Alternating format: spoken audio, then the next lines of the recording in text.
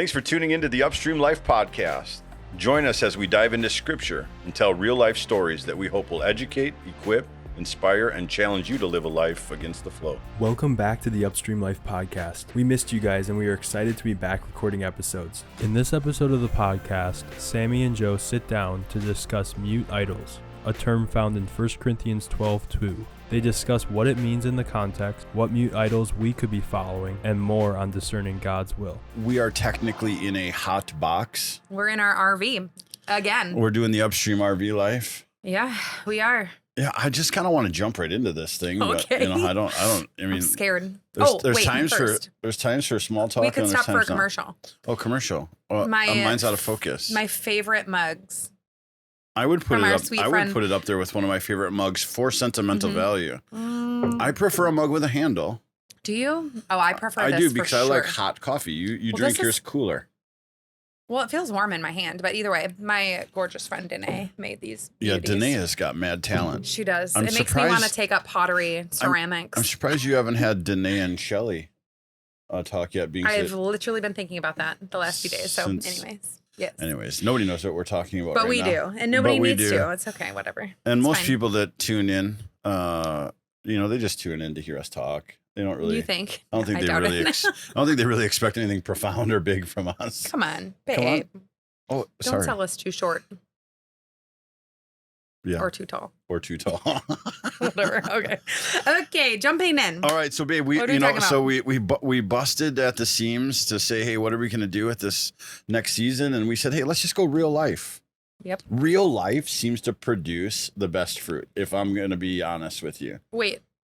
As far as like our talking points on our podcast, just in Yeah. general. I mean, like think about comedians. We're going deeper. Think about comedians. Man, They're always the best, funnier, yeah. The best material is when it's rooted in some truth. Yeah. Right. And I come from the world of taking a stage to share with people, what you learned through the week. And even there, you can do all kinds of preparations, but when it's attached to something real, it's just better. Yeah, So yeah.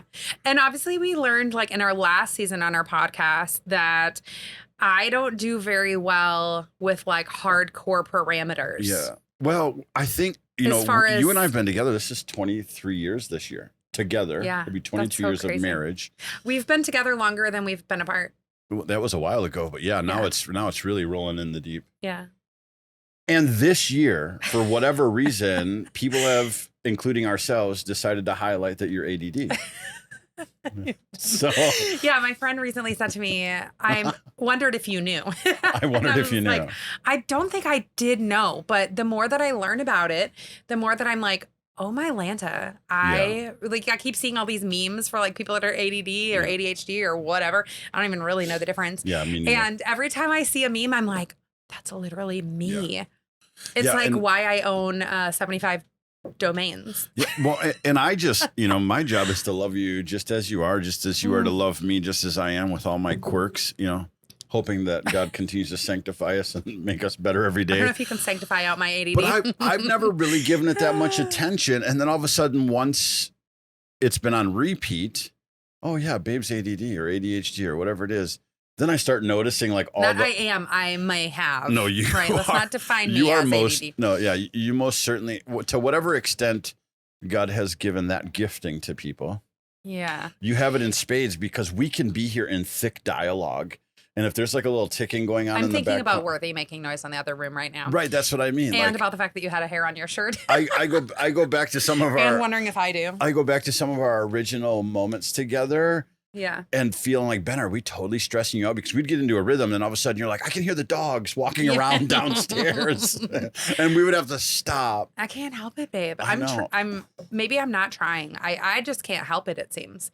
But No, why we even brought that up. So the thing is that even though I get distracted, I'm Yeah. able to go back to like most of the time. most of the time. Sometimes I'm like, what was I talking about? Or like, who are you? Or whatever. But we were talking about this because this last season that we did on our podcast, we had topics and you like Right. prepped, you had all of the points, and then we got together to like talk about them. And it was like way too much structure for Yeah, me, yeah. where I was like, I think you could even watch or listen and tell that I was like totally out of Oh, like sorts and uncomfortable. I remember telling Ben, I was like, Ben, I don't know if I want to do this anymore because it wasn't 'Cause enjoyable.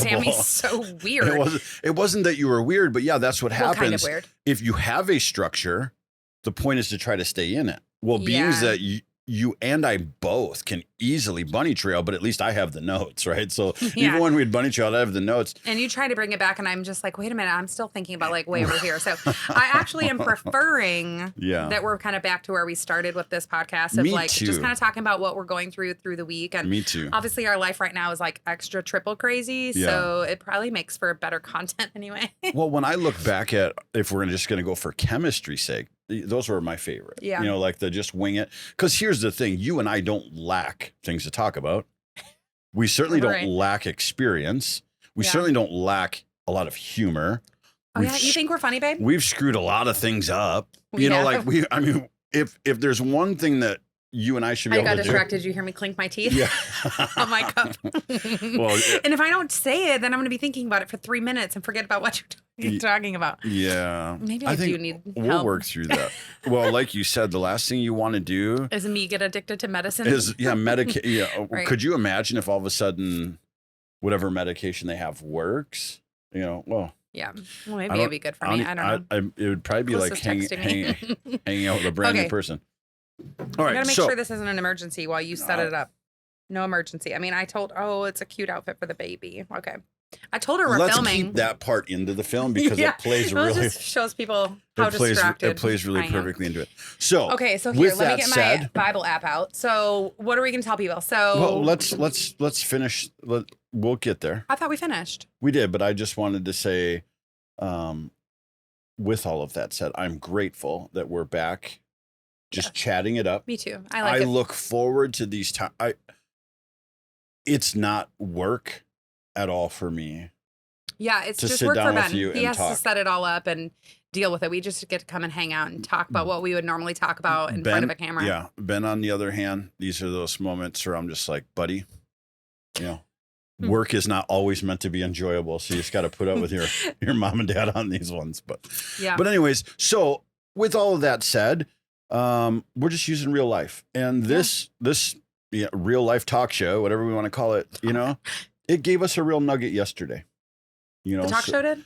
No, Real life just looking did. for real life stuff to talk about. So, No, we weren't even looking for real life stuff to talk about. We were just talking, and then we're like, oh, that's this what I is meant. real life. Let's Yeah. talk about this tomorrow. Let's talk about this. Yeah, let's today talk now. about it. Let's talk Okay. about it today now. So, how do you set this up? You know, the real fast forward is when you're trying your hardest to live upstream, you're always trying to push out distractions, right? Mhm. Like it seems like this enemy that God speaks about. Remember, we did a long series back when we were planning on the enemy.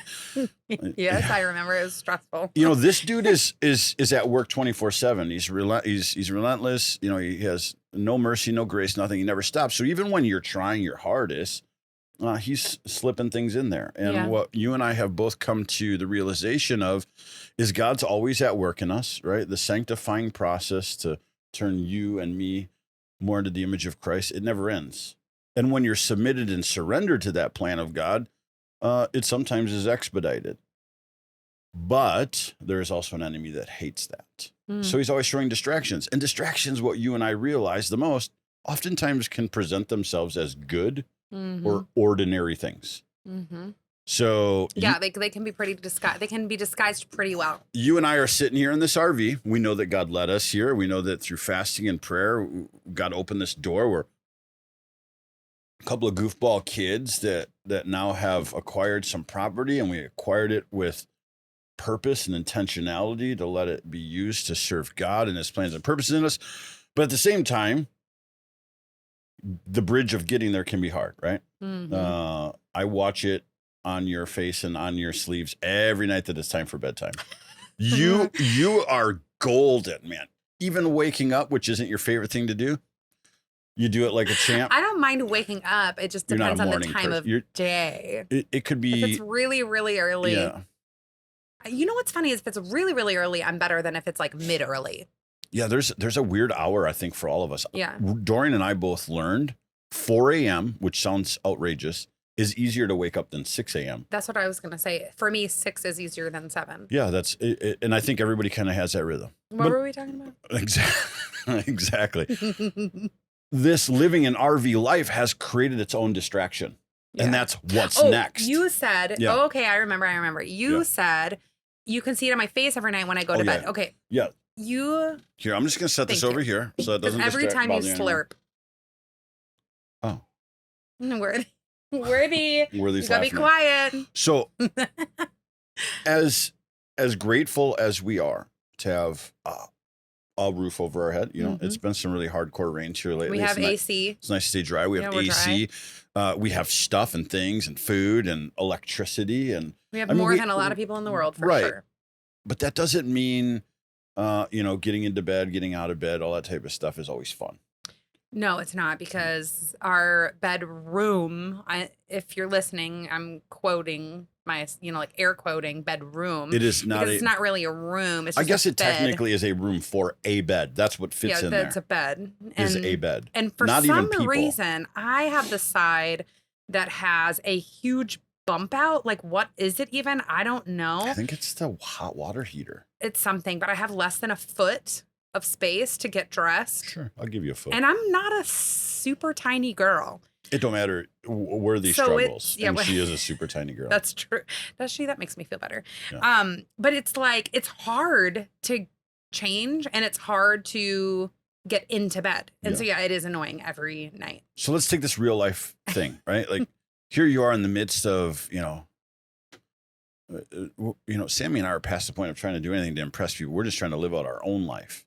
And we've been led to this place.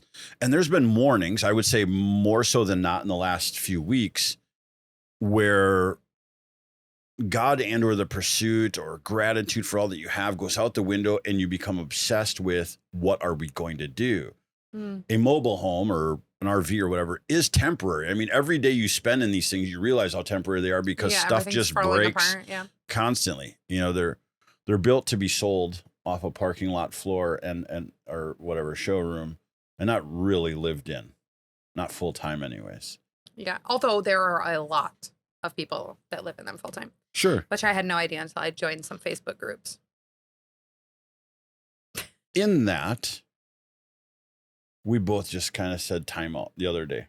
Yeah. We just said, hey, holy cow. It's like, I don't want to miss what it is that God is doing in each of us and in our family and in the world or whatever by obsessing, maybe not obsessing is the right word, but being distracted by what is next, what to do. Not even what is, just the home, right? Well, and the thing that's hard about that is like, there's nothing wrong with knowing what is your building plan. No. There's nothing wrong with knowing like we're going to build something and trying to figure out what that is and what it looks like. There's nothing wrong with that.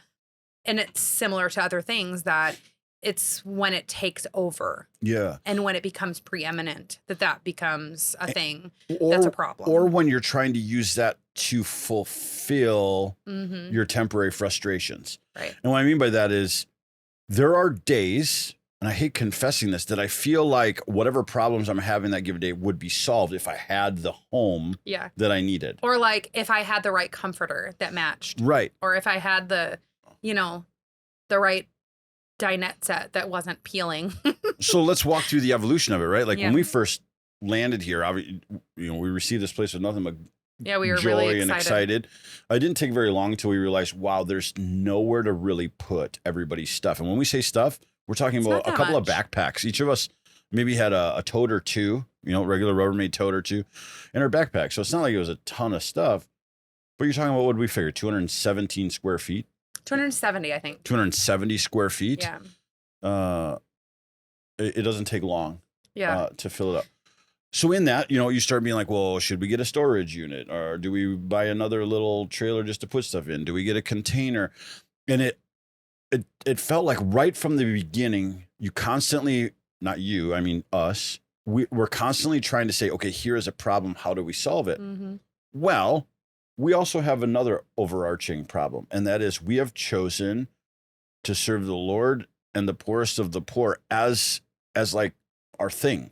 Yeah, it's So like what we do. we've never had access to, a lot of dispensable income or money. We're not independently wealthy. We're not independently wealthy. So at least not with money. Not with money. Yeah. We're wealthy in the ways that matter infinitely most to us. more wealthy in other areas, in the areas that truly matter to us. But yeah, in these moments, you're like, well, we can't fix any of that. So you kind of slowly watch yourself get a little, maybe depressed, a little stressed. Depressed, a little stressed. So finally, the other day, we're like, let's put on the brakes. And we're going to jump into, some time together as we did yesterday and today.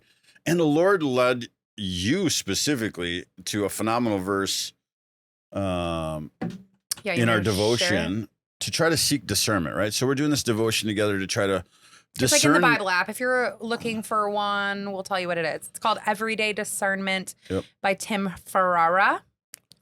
Just a 10-day devotional plan where we sit down, we read it together, we talk about it. It's actually got a couple of questions right in it, but then the scriptures. And yesterday, Sam highlighted a scripture that seems to just be like spot on. Before we get to the scripture, the other thing that stood out to me now that I'm like in the actual app and looking at it was a Spurgeon quote. Yeah. And it was talking about discernment and how like basically we are like, when we're trying to decide like what to do, it's like you're trapped in this thought of like, what's right, what's wrong. Yeah. And that's like not always the case. And it quotes Spurgeon as saying, he defined discernment as not knowing the difference between right and wrong. Spurgeon defines discernment as not knowing the difference between right and wrong. It is knowing the difference between right and almost right. Yeah. And so I think that was just a really cool thing to hear too, is just like discernment is a spiritual. Don't cut any of this out. This just shows how my life literally in case you're wondering. Okay. It also can speak to you if you need it to. But then it goes into the verses and it says in 1 Corinthians 12:2, you know that when you were pagans, somehow or other, you were influenced and led astray to mute idols. So basically, like you and I, period. So then you and I were going through, so we read them because I get easily distracted. I read it all on my own instead of reading out loud. Joe reads it on his own, and then we talk through the questions, talk through the scriptures, kind of what stands out. And I highlighted that verse as like one of the first things that I highlighted because it really did stand out to me. And this is a why, because it said, you were influenced and led astray to mute idols. And I'm like, mute idols? Like, what does that really mean? Well, in context, Paul is really trying to tell us what things we are to pursue as born again believers. And it's the fruits of the Spirit. It's these eternal, everlasting things. Mm-hmm. And I think it just caught our attention first, or your attention, and then I followed once you shared it with me, was specifically, okay, so what is a mute idol? Mm-hmm. Well, yeah, because mute could mean like multiple things, right? Like it could be a mute point. Yeah. It could mean like mute, like it doesn't talk. Speak. Yeah. And so when I first read it, I was like thinking of it from the perspective of like idol that wouldn't necessarily be like loud about what it is. Yeah. And how like there's so many things that we can be distracted by. There are good things and some that are bad things, but that we might not necessarily realize like we're being distracted by them in the moment because.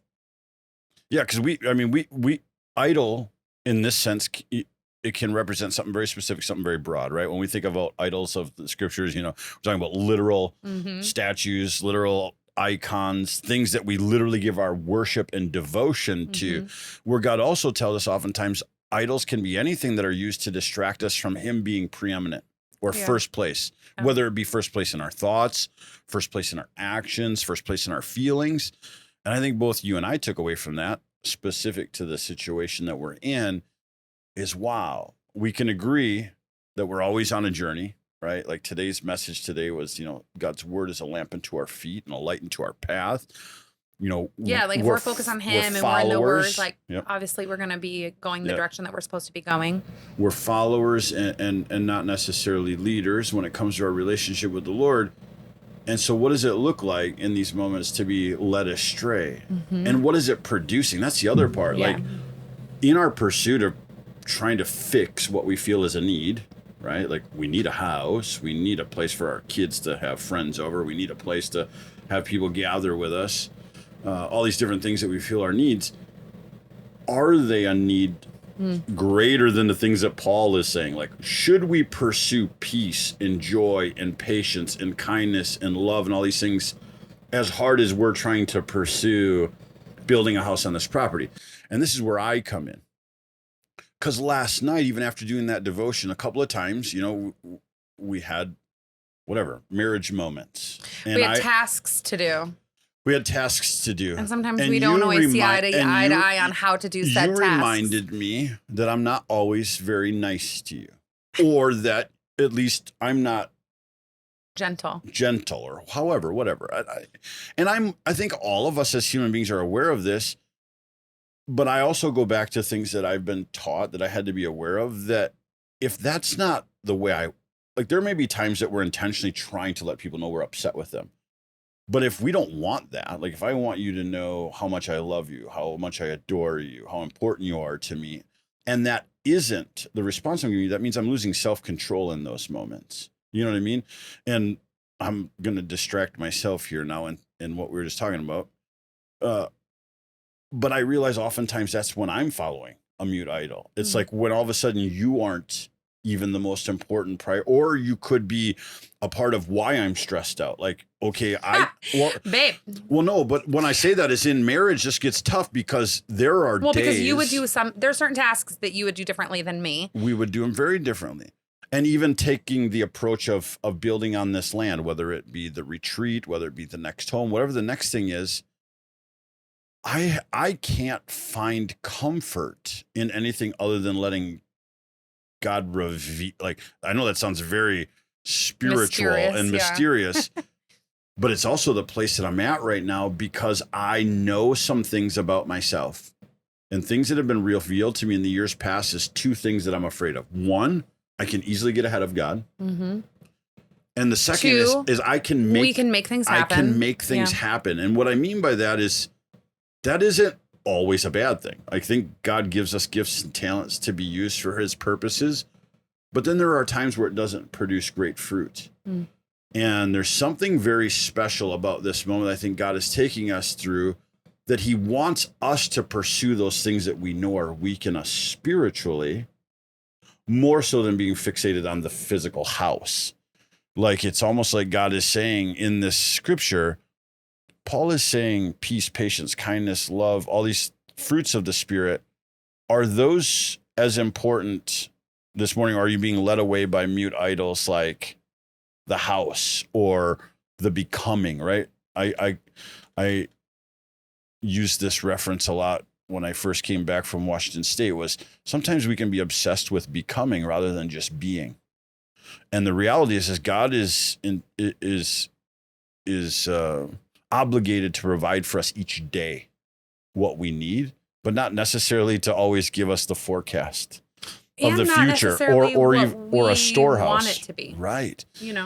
I think about that frequently because of the nature of like where we work and what we have seen and what we do see like on a daily basis, what we hear on a daily basis. Like, we have this idea, I think, because we are in this country with so much and so much excess, that, I wrestle sometimes when I hear like scriptures that talk about like giving you what you need. And it's like what we need, I think, based on like where you are and what your experience is, you're going to think it's different than it really is. Right. Yeah. Because if you were to ask, one of the people that we like love and work with in Haiti, like, what do you need? Their answer would probably be very different than mine. Mine would be like, okay, I'm thinking of, I need this house and I need a window over here so that I can have that good view. And, I need a washer and dryer over here. And, and it's like, no, like, what do you actually need? Like, you need God, you need each other, you need food, you need water, and it's like, I don't know. Yeah. It's so interesting when you kind of have that different perspective, like it constantly, it's like you're weighing that, and even when we're in this process of like, what are we building? Like, God, what do you want us to build? Like, and it reminds me, so I was talking to my friend last night, my friend Wendy. She actually was a couple of our kiddos' teachers. Oh. A couple of our kids' She was a that teacher. Wendy. She was a couple. Fantastic. Yes, Ben's Wendy too. Yeah. Ben's Wendy too. And we were talking about, like, we started talking about chickens because I posted something about chickens on my story, and she saw it. So we kind of started talking, and then we were talking about something that they're personally building and something that we're building. And she said something that I loved and I so needed to hear. And I hope she doesn't mind me like quoting her, reading her messages out loud, but I won't read all of it, just part of it. But she said, I don't want to sound trite about money, but we're only stewards of it. And if God wants to reassign it, then Jehovah Jireh should be trusted. And then I said like, ooh, I like really needed to hear that.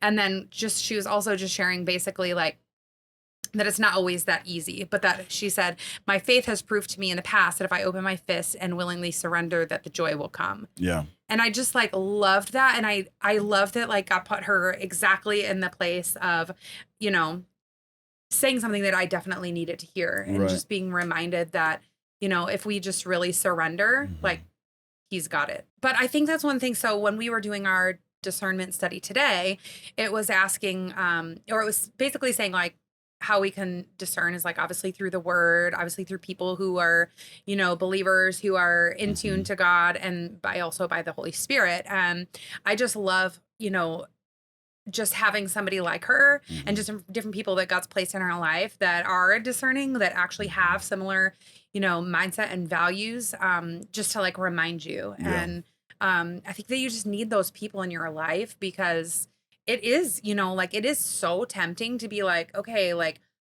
let's build the max of what we can afford. That's like our natural, I feel like, tendency, like make it as big as we can.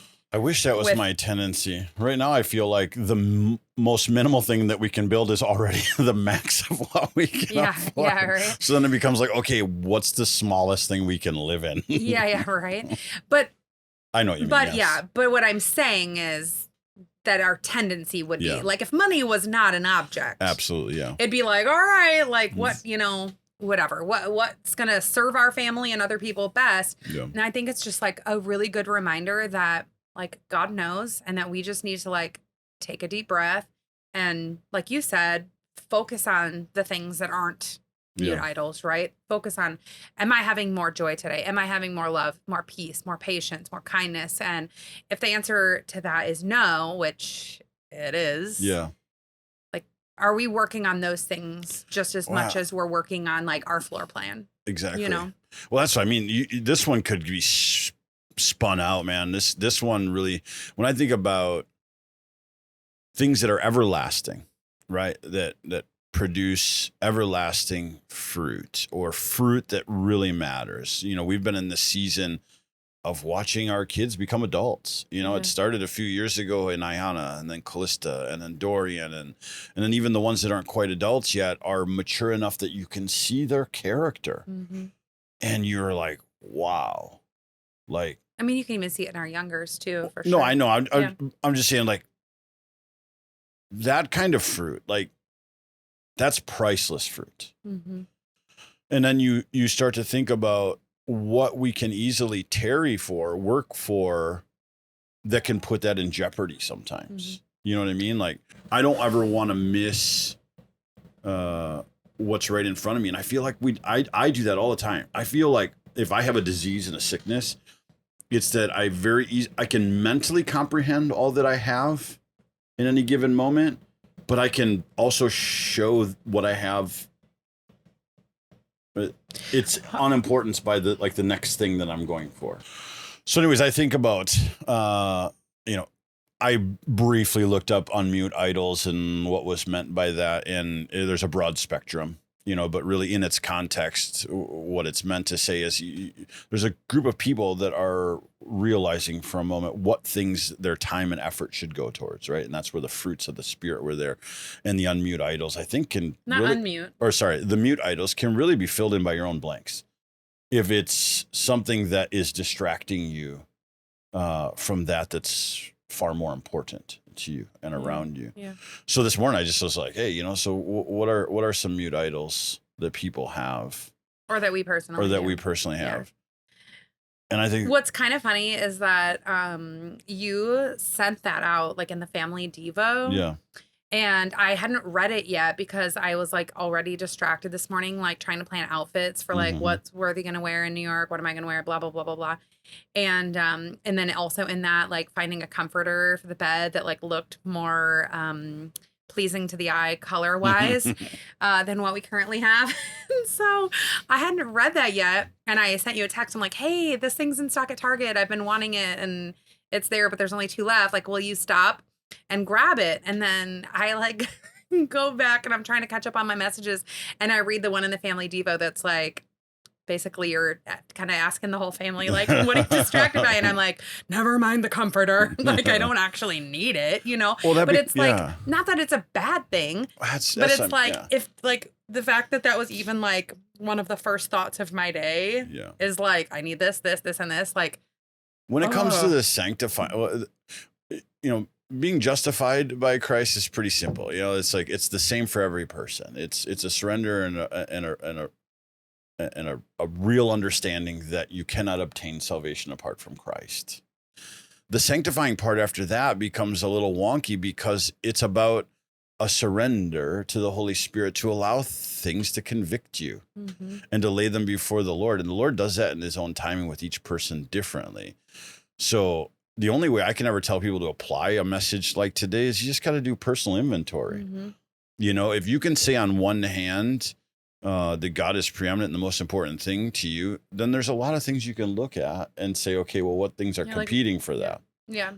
I've had seasons where it's my diet. I've had seasons where it's, it can be anything. I mean, appearance things, work things, career things, and goals. And not that they're bad, but sometimes they are, you know. I'm a firm believer, in today's day and age, there's so many different theologies out there, but I'm a firm believer that we'll take those things to our grave. I don't really believe that there'll be a day that's perfected this side of heaven where we won't still always have something, whether it's a thought or whatever, that competes with our attention because the enemy is always on the prowl. And it doesn't always have to be a negative thing. Like we're learning right now, when I listen to you and I think about it, there are some real practical necessities of needing to have a plan and knowing what the next thing is.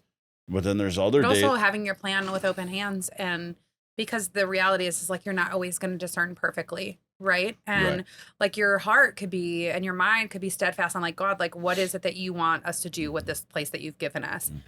And you can easily interject your own feelings and your own thoughts and get ahead of yourself, get ahead of God.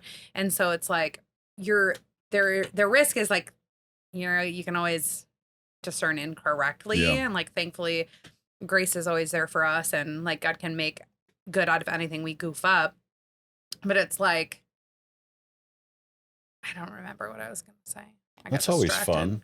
For picking at yourself. Was that why? Because I was picking at myself? Like fidgeting your bracelets and moving your hands a lot. Sorry. I will stay very, very still. Yeah. And then I think that the microphones are goofy. But yeah, I mean, I think it's like, yeah. We'll move on to the next Sometimes it is just like, I mean, I'm sure there's a song out there that's like that or something. So how about for you and I? Let's, sometimes we're talking to audience. Sometimes we just need to talk to ourselves. Yeah. What is it that we're what kind are of our mute idols? We're learning through that. Are we talking like what are we prone to? What mute idols tend to glitter and call our names? Is that what we're talking about? Yeah. Well, I would say like for me, like I'm naturally like, and this is also like, I think can speak into like how the ways that God's created us can also be used not for good. Right. Sure, yeah. Because I think like God has created me as like a person that is pretty creative and I have a lot of ideas and like, I love making things beautiful and creating things and whatever. And that's fine. But then, like, you throw me in a situation where we're in an all brown RV with like ugly stuff everywhere, and I start to kind of like lose my mind a little bit. You feel like you can't function. Yeah, because I'm like, where a guy like me is like, you don't even care. Yeah. Whereas, but for me, I'm like aesthetically, I'm like, oh, this is like suffocating me. Where I'm just stuck on function. Yeah, and you're stuck on function, and I'm like, how can you make it functional and beautiful and budget friendly, right? And nothing's broken. Yeah, well, that's not true. But it's like that that can easily be a distraction for me because I can spend a lot of time in a day thinking of like, okay, like I could change this and I could change that and I could change this. But then I also know like my heart is I don't want to waste resources on things Yeah. that are temporary, right? That just don't matter long term. And so I'm constantly in that battle of like, oh, well, I spent an hour on Amazon or Target or, Google searching and looking and Yeah. being like, oh, I could do this, this, and this, and this. And then in like 10 minutes, I'm like, I don't even need that. Like, so it's like how much time I just wasted getting back to the main point of like, I actually don't really need it, you know? So I'd say, yeah, for sure. I can get distracted by like the way things look, not from like, I don't care really. Like if somebody were to come in here and be like, your RV's ugly, I wouldn't care about that. Yeah. It's more like just my personal, like what I like to look at, well, like you need to be inspired too. So, for I me, do. outdoors, And I think you can tell by looking at me. Look at me. I'm wearing a sweatshirt, no earrings. My hair is a mess. Like, I think it kind of projects even onto me just mentally when everything around me is kind of like a little blah. the environment influences you. Totally. And that can become definitely an idol for me. What else? I mean, food, sugar, salt. All the things like those things can be a big distraction for me. And especially like when you're emotional, I'm like, oh, like I just need a brownie and like everything's going to be okay then, Well, so you just hit it right on the head.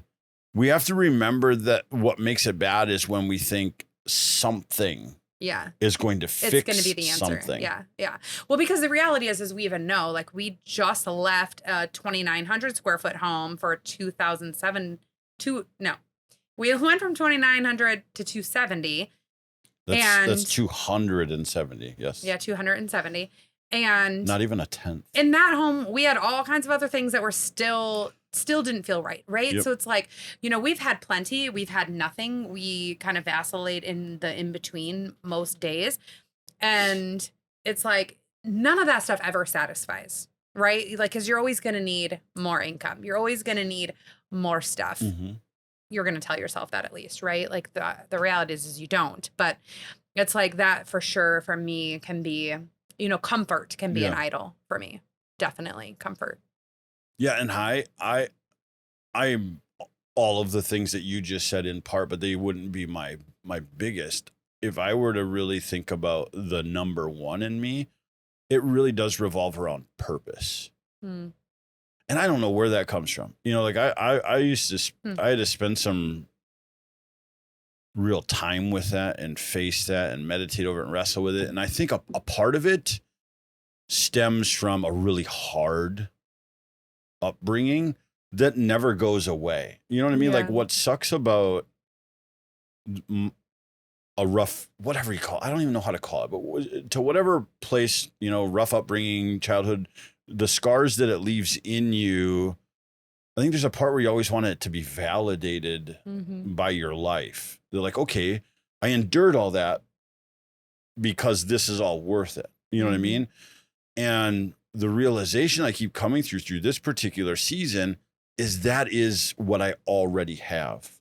Like when I see the redemption story in my kids, and I could pick apart every one of them. I mean, I've got some kids that are exactly like me emotionally. I got some kids that look a lot like me.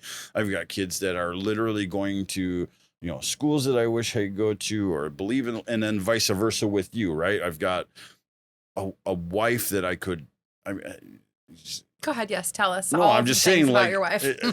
Yes. However many millions or billions, I would never pick. I would never pick another. Like I've got the greatest and best wife in the entire world, and all of these children that I have came from, God giving you to me, and these kids, and sometimes it just feels blasphemous to sit and even think about next or more or whatever. Yeah. And that becomes a real cultural wrestling, I don't necessarily foresee us in any time in the future living overseas again, but that was one of the things that overseas seemed to give me back is there wasn't a constant pursuit of stuff per se. Right. And there was no stuff to pursue. Well, that's what I mean. And it's perspective, and I'm just sharing my perspective. It felt as if every day had more purpose to it, but then I listened to, and I hope people tune into it. Ben just did a great interview with Colton Wagner, and it just reminds, he's representing and reminding us that how extraordinary the ordinary is, right? Like I think about the profound influence that my 3rd grade teacher had on me just because she chose to pray over me in her classroom. Like we can very easily miss how awesome we are because of Christ in us, and always be like, okay, God, thanks, but can I do whatever? Yeah. And I think that you have to also like be like self-aware enough to know like what are my motivations, because I think sometimes like people can get so wrapped up in purpose that it's like really about them rather than or about us. Yeah. I'm sure I'm guilty of that sometimes too. It's like yeah, I mean, really, at the end of the day, it's just like always checking our motivations. And that's like, where, why are we doing what we're doing? And I think just even that message from Wendy and just being reminded, like, what we have at the end of the day ultimately is God's. And like, he can be trusted with it. And if we have open hands, like we're going to end up where we're supposed to be, whether that's in an RV for a long time, which I hope not, or a tiny house or a campground or whatever it is, like whatever it is that God has for us. And I think the whole point of the whole like mute idols things is like, just don't be focused on what is not eternal. You know? And that's the whole point is when you're doing your assessments or your house cleaning to figure out where you stand before God, are there times where there's something that's broken or lacking or missing that could lead to death? And you're allowing a mute idol to distract you, to busy your time and efforts towards something that's just going to fade away. Yeah. No matter what we put on this property for a house, it won't be what lasts. Yeah, but the time that we miss in getting right with the Lord and being restored back to whatever it is that God's doing in people's lives. Yeah, it's really like what happens within the walls of it. Right, yeah. That are what's eternal. You know what I mean? And but yeah, it can easily become an idol for sure. Well, very cool. I think we have very cool. Is that very cool? I mean, like very cool in the sense of I feel like you always end things so funny. Well, very cool. Well, very cool. It was very cool. Yeah, I mean, I feel like this is a new enough thought for both of us that there's probably more talking points and things we could easily bunny trail into probably a whole nother thing for another episode or whatever. So I think what we'll do is just kind of leave it where it's at. We'll just say very cool. I'll just say very cool. Call it good.